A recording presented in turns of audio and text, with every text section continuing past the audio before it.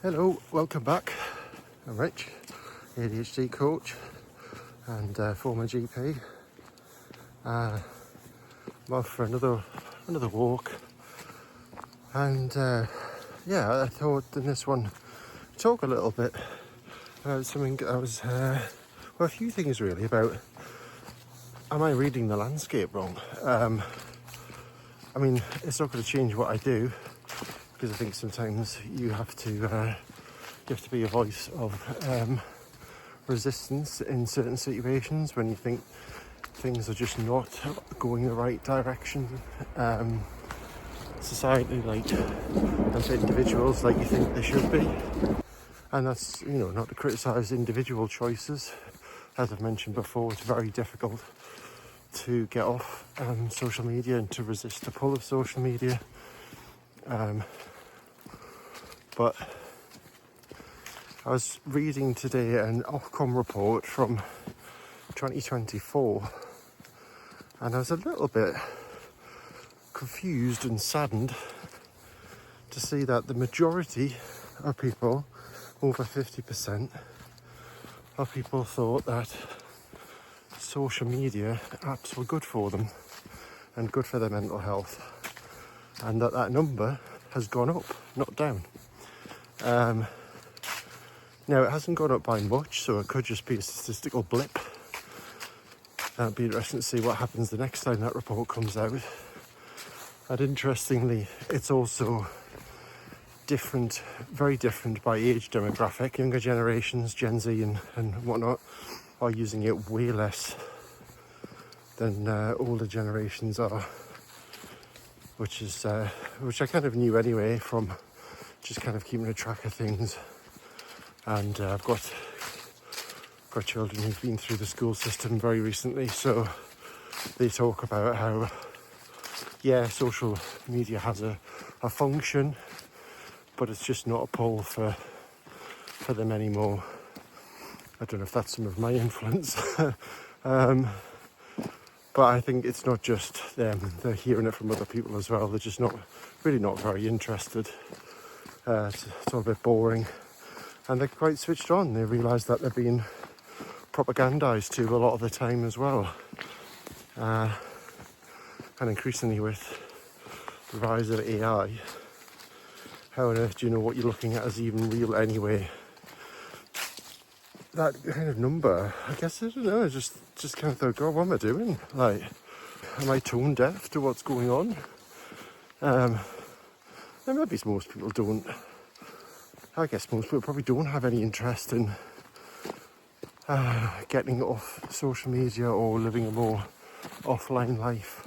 But there's definitely a group out there, and looking at the numbers, it seems to be a fairly solid 20% of people are putting in things to moderate their internet use, to moderate their use of their phone, putting their phones away at night, all these kind of things. So that's interesting to see. It's maybe getting out there a bit more. So there are some people who are, nearly a fifth of people, perhaps something like that, who are kind of switching on to the fact that constantly being online is not good for you. And interesting, right? This is one of the ones that interested me. When people were asked why were they using it, 40% of people said they were using it to relax. I mean, I don't know what they're watching and what they're looking at. Maybe it's just brain rot content that stops you from having to think and deal with what's going on in your life. Quite possibly. And I don't blame people for that. Life is tough for a lot of people, and it's painful, and it's hard work, and they just want to sit down and just be entertained for a while to take their mind off things. And I get it. But really a lot of what's being presented, I think, is, potentially mentally harmful for people. Here's a thought for you. Even social media companies themselves say they aren't social media companies. Figure that one out. So in a recent lawsuit filing, I believe it was, in court, Meta argued that they couldn't be tried as a social media company because they aren't a social media company. They're an advertising company, or something to that effect, was the wording of it. And the evidence that they give for this, that they're not a social media company, is that on Facebook, something like 16% of your feed is actually people that you know and that you want to hear from. 16%, man. It's even worse with Instagram.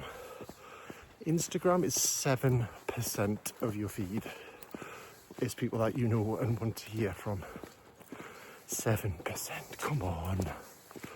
It's not social, is it? That's not social. It's just another form of consumption. It's a variation of television, but that little bit more intimate and personal, perhaps. It's not social at all, this. 7%, man, come on. If you went to a room and you're like, oh, can't wait to go to a party with all my friends, and that's what you've been invited to, and you get there and there's a great big room full of people and there's music and all the rest of it, and somewhere in there, out of the hundreds of people, say there's 200 people at the party, and there's only 14 people that you know, and you've been told it's all your friends. Like, come on. If that was happening to you, you'd think that you were being ripped off. I mean, if you really want to be sociable to people, send them a direct message. Send them an old-fashioned text. If you're using one like WhatsApp or whatever, try voice note. Like, seriously, it's amazing how nice it is to get a personal voice note off somebody. Just say, how's your day going? It's kind of giving you a little bit of the personal touch with the kind of now what seems to be the socially accepted thing with people, that you don't just call them out of the blue. Maybe we should be going back to that and just dealing with phone calls as they come in, but lots of people don't seem to want this, and it's not accepted socially as much as it used to be. At least that's the impression I'm getting from people. So a voice note allows you to speak to the other person, and sometimes it's nice when they drop a voice note back, or just arrange a time to call them. You could do a little video call at a pre-arranged time or something. The value of that connection is so much deeper than just like putting a little heart next to somebody's photograph or whatever. Like, the more that we all engage with that as well, the more that it just encourages this to go on and on and on. I'm not a Luddite, as I've said before in other videos. I enjoy technology when it's useful as a tool, but I don't like us being slaves to an algorithm of content that nobody ever asked for. Because if you're seeing 93 out of 100 posts on Instagram are not things that you wanted to look at, you're just being sold to and advertised to, because that's all it comes down to. And that's basically what Meta's argument was in court, I think. It's like, we're not really a social media company, so the mask came off for a moment there, didn't it? I guess I'm just saying this just to keep raising awareness about this, and keep reminding people about authentic, real connection and how much more value it has than just a little thumbs up or a heart emoji or whatever the hell. Like, does anybody even care about that stuff anymore? I don't know. Maybe they do. It never interested me personally, that's why. I don't really have much social media presence at all. This is probably the most I've ever had doing this YouTube channel, but I just felt it was something I wanted to do. So anyway, I think that's enough for today's quick little message. Got a bit more of a walk to go, but I'm just going to concentrate on enjoying that as a walk. So I'll see you in the next one.